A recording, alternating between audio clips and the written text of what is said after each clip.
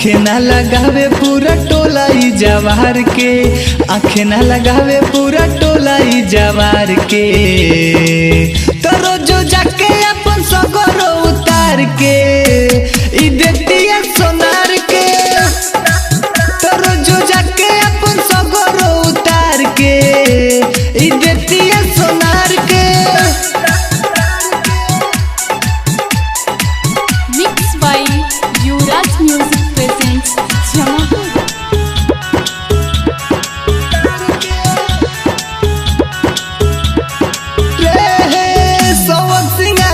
लकीन के बड़ी देखावेले पहिन के,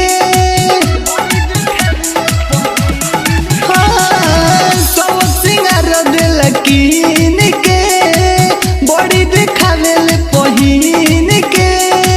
भइल विश्वास जब देखनी सोमार के, भइल विश्वास जब देखनी सोमार के। तो रोजो जाके अपन सगरो उतार के ई देतिया सोनार के। तो रोजो जाके अपन सगरो उतार के ई देतिया सोनार के। Mixed by Yuvraj Music presents Jamapur।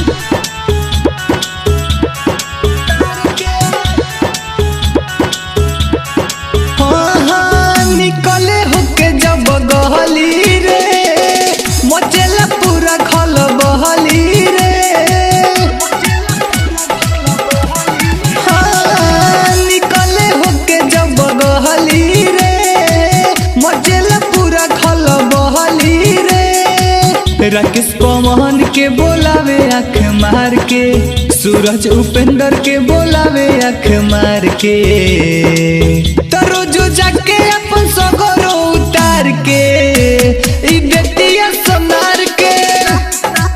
तो रोजो जाके अपन सगरो उतार के ई देतिया सोनार के। खाली ओकरे लगे ई जाके बैठेले, जब हमारा के देखे तब बैठेले। आँखें ना लगावे पूरा टोला ई जवार के, आँखें ना लगावे पूरा टोला ई जवार के। तो रोजो जाके अपन सगरो उतार के